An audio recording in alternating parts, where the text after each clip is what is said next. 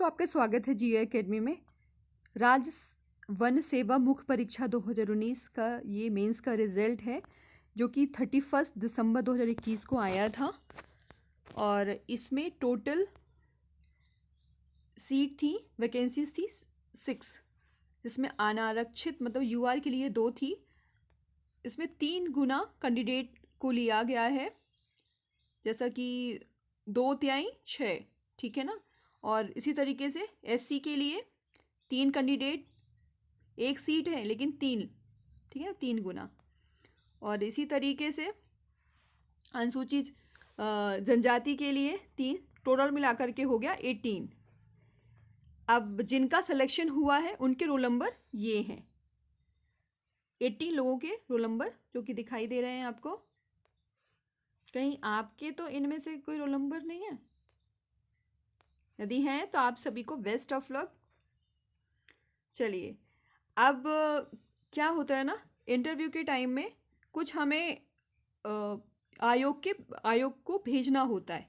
मैं आपको इसके लिए एक वीडियो और बना दूंगी कि ये जो फॉर्म है कहाँ कहाँ से डाउनलोड करना है, ठीक है। तो चलिए सबसे पहले देख लेते हैं क्या क्या अभिलेख भेजने हैं, प्रेषित करने हैं आयोग को।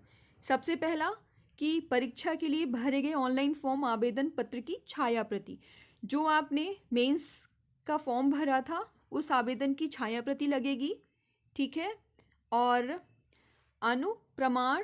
प्रमाणन फॉर्म, ये मैं आपको वो कर दूंगी, मतलब बता दूंगी सेकेंड वीडियो में कि कैसे इसको डाउनलोड करना है। 3 मूल प्रतियां, ठीक है। इसके बाद आपको व्यक्तिगत विवरण फॉर्म, ये वैसे ही फॉर्म डाउनलोड करेंगे जैसा कि मैं बताऊंगी सेकंड वीडियो में, ठीक है ना, क्योंकि वीडियो बहुत लंबी बन जाएगी और मैं नहीं चाहती हूँ कि वीडियो लेंदी बने। और हाँ, इसका एक मूल प्रति और एक छाया प्रति होना चाहिए आपके पास। और हाई स्कूल और हायर सेकेंडरी की परीक्षा की अंक सूची होनी चाहिए। स्नातक की प्रत्येक वर्ष की अंक सूची, मतलब आपके यदि सेमेस्टर वाइज एग्जाम हुए थे उनकी मार्कशीट, या कि फिर आपने ईयरली वाइज लिया है तो उसमें तो प्रत्येक वर्ष का भी लगता है ना, तो प्रत्येक वर्ष का अंक सूची चाहिए। और उपाधि मतलब डिग्री, एक फाइनल मार्कशीट और एक होता है डिग्री। और यदि सेमेस्टर वाइज करा है तो सेमेस्टर वाइज सारे सेमेस्टर्स की मार्कशीट, ओके। हाँ, यदि आपके पास उपाधि नहीं है तो प्लीज़ आप बनवा लें, क्योंकि बहुत ही मतलब बहुत लेट बनता है। डिग्री कम से कम 1-2 महीने लग जाते हैं डिग्री आने में। आप तो यदि यूनिवर्सिटी के पास रहते हैं तो वहाँ यदि ऑनलाइन घर से फॉर्म भर दें और जा कर के वहीं से उपाधि निकलवा लें कि देखिए हम ये फॉर्म भर दिया है हमने, और आप जो है ये बताएं कि हमारा मेंस में हो गया है, तो आपको वो दे देंगे, ठीक है ना। अब चलिए, अब मूल निवासी के लिए आपके लिए होना चाहिए प्रमाण पत्र जिसमें गोल सील लगा हो, जाबक क्रमांक हो और दिनांक का उल्लेख हो। ये सारी चीज़ें होनी चाहिए। और फिर इसके बाद जो आरक्षित श्रेणी के हैं, तो जैसे SC ST OBC EWS, किसी सक्षम अधिकारी द्वारा मध्य प्रदेश शासन का जाति प्रमाण पत्र, विवाहित महिलाओं के मामले में स्वयं के नाम के साथ, विवाहित महिलाएं हैं, स्वयं के नाम के साथ पिता के नाम का जाति प्रमाण पत्र में गोल सील, जाबक क्रमांक, जारी करने प्रकरण क्रमांक का उल्लेख होना चाहिए, है ना। अब चलिए अपन और देख लेते हैं 8। यदि आप शासकीय सेवा हैं तो होने की स्थिति में विभाग द्वारा अनापत्ति प्रमाण पत्र, उसको बोलते हैं नॉन ऑब्जेक्शन, है ना, सर्टिफिकेट, NOC बोलते हैं इसको, हिंदी में बोले अनापत्ति, ठीक है ना, प्रमाण पत्र की प्रति लेके जानी है।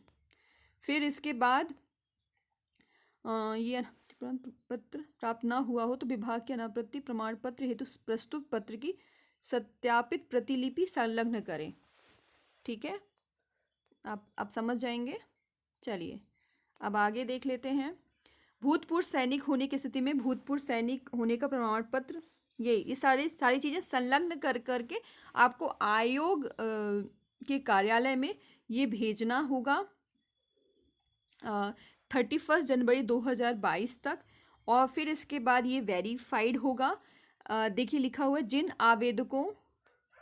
जिन आवेदकों के अभिलेख अंतिम तिथि तक प्राप्त नहीं होंगे उनके विषय में यह माना जाएगा कि वो साक्षात्कार में भाग नहीं लेना चाह रहे हैं। उनकी उम्मीदवारी निरस्त कर आयोग द्वारा नियमानुसार कार्यवाही की जाएगी। आवेदक द्वारा आवेदन पत्र में दी गई समस्त जानकारियों की आयोग कार्यालय द्वारा सूक्ष्म जांच करने के उपरांत ही आपको इंटरव्यू के लिए बुलाया जाएगा। उपरांत सही पाए जाने पर ही आवेदक को साक्षात्कार की पात्रता होगी। और अभी इंटरव्यू की डेट नहीं घोषित हुई है। ठीक है ना, ये देख सकते हैं आप।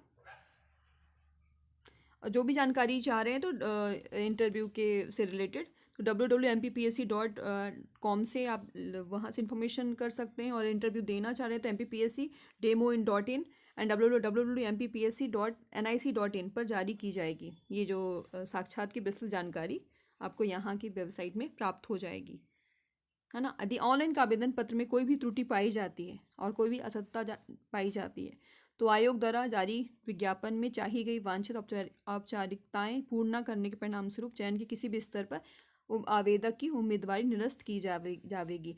मैं इंटरव्यू का जो फॉर्म है वो कहाँ से डाउनलोड करना है, कैसे डाउनलोड करना है, मैं बता दूंगी, जो कि आपको आयोग को भेजना है 31 जनवरी तक। Okay and thank you.